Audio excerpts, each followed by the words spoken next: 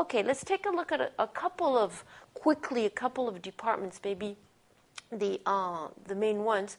Research and development, of course, it's not R&D, it's R&D. Usually you see that it's practically never written in full letters. It's R&D. You talk about R&D. Where are you working? Oh, I work in R&D. Okay, so what are you going to do? Well, you're going to be taking care of innovation. And you know that innovation is a big part of the engine of growth of the company, and especially in times of crisis. Okay, in times of crisis, it's the time to innovate, to expand your horizons. Okay, it is a department discovering new knowledge. Okay, about products, processes, and service. Okay, and once they have discovered, what is it? You have to apply that knowledge. You have to transform.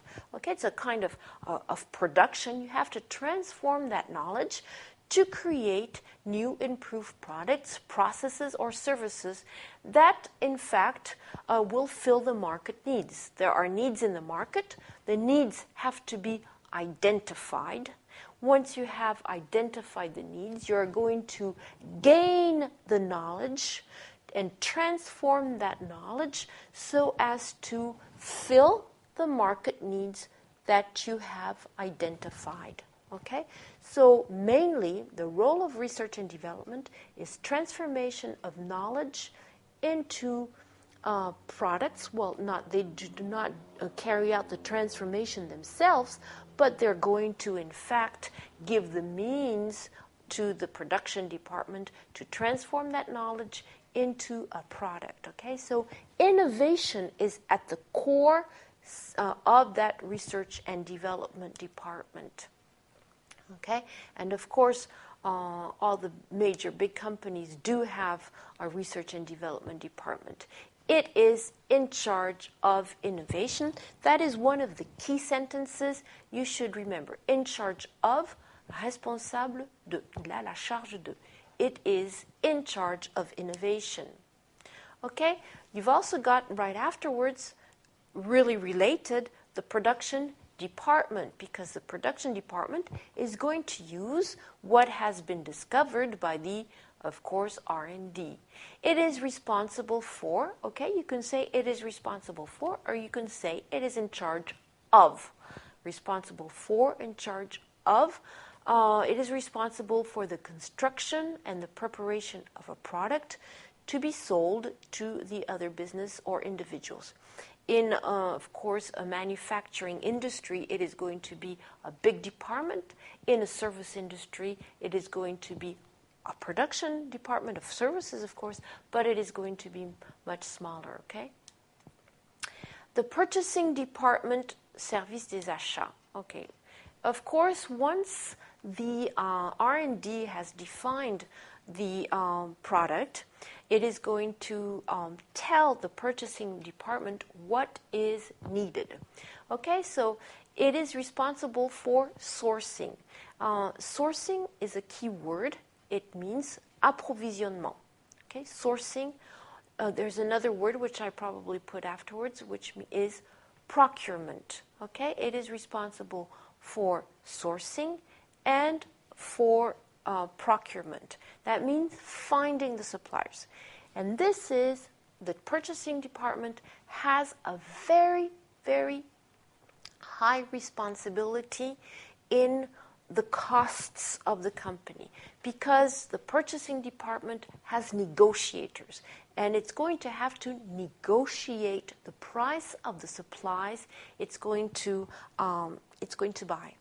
Of course, it is done on a day-to-day basis, because you know that with raw materials, of course, the price of raw materials goes up and down, goes up and down. So it has to anticipate to see if the price of the raw material is going to go up, if it is going to go down. And so it has to have a strong negotiation power, and that is a real skill. If you are a good negotiator, you're going to find a good job. But of course, a good negotiator needs a lot of practice, and it's experience that makes a good negotiator, okay? Because he has to anticipate the price of the raw material, he has to really define what is needed.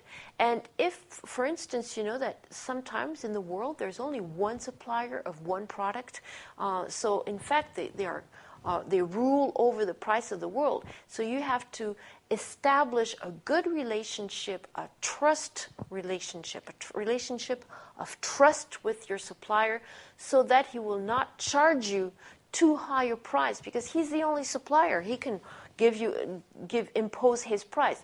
That's where the power of negotiation and, in fact, a long-lasting relationship with the supplier comes in.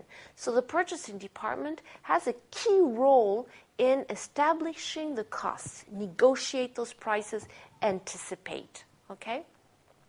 Now, you know that in the past, when you had a big company with subsidiaries, the filiales, remember, the subsidiaries, there was a global negotiation because, you know, if you buy in bulk, BULK, en gros, if you buy in bulk, then usually prices go down. Well, there is a new trend, in fact, where the negotiations are not that global, and each subsidiary is going to negotiate its own price in order, in fact, to have a closer relationship with, in fact, suppliers that are close by. We'll talk about that in the next chapter. I won't talk about that too much. So, in fact, the purchasing department, of course, is going to purchase any items that are required in many purchasing departments. Performance is measured by how well the department cuts costs. How well the department cuts costs. Of course, the department has to find a balance between costs and quality. Of course, you can find low-cost products, but you have, if you want to have a good product quality, you're going to have to buy good, of course, products to start with. Okay, so tricky position. The purchasing department is a tricky department. You have to really have a lot of. Because why? Because who you're going to have behind you, you're going to have the accounting department right behind you, who's going to tell you, you bought that, maybe you paid too much for it, because it's not going to be that profitable in the long run. Okay, so the accounting department takes a close look at what the purchasing department does. Accounting typically gives the company a way of measuring performance. It's the accounting department because it's going to report. Now, it's up to the company to decide how often, but it's going to give the financial performance as well as managing cash flow and, of course, usually budgeting. It gives. We're asking the purchasing department to anticipate on, of course, the rate of the costs, the rate of the raw materials, but they need a budget for that. Okay, so the accounting department is going to give them that budget. The company's accountants are working with other departments. Of course, they can't work on their own throughout the organization to uncover financial irregularities. To see, well, you've been spending too much money. That's not good. But a lot to prevent corporate scandals. Remember, we talked about the fact that now shareholders are really taking a look at what's happening in the companies, and the accountants, because of the Sarbanes-Oxley law, they have to give specific accounts to the government in the United States now, so they have to really see what their departments are doing. Take a closer look. One other key department is the Human Resource Department. It manages the administrative tasks of the employees, but more than that, it sees that its employees are doing well. It wants happy employee. A happy employee is a more productive, more profitable employee, okay? So it's going to track down employees with the right skills. It's going to negotiate, of course, with the CEO and the shareholders the salaries, and it's going to recruit the employees by making them happy, of course. So it deals with issues related to people, such as compensation. Compensation, remember, we already saw that money, it is money. We already saw that term. It's a nice way of saying salary, of saying wage. You get a compensation for your work. It's politically correct, the politically correct word for saying salary. Okay, such as you don't say an employee, you say a partner. Okay, so you get a compensation. It's responsible for the compensation, for hiring, l'embauche, for the performance of the managers, for the organization development, for the safety of the workers, the wellness, le bien-être, the wellness. Le bien-être for benefits, okay, what are the benefits? It may be insurance, it may be vacations, it may be organizing a concert, anything dealing with the wellness, with the happiness of the people. Employee motivation, of course, communication, administration, retention, and training.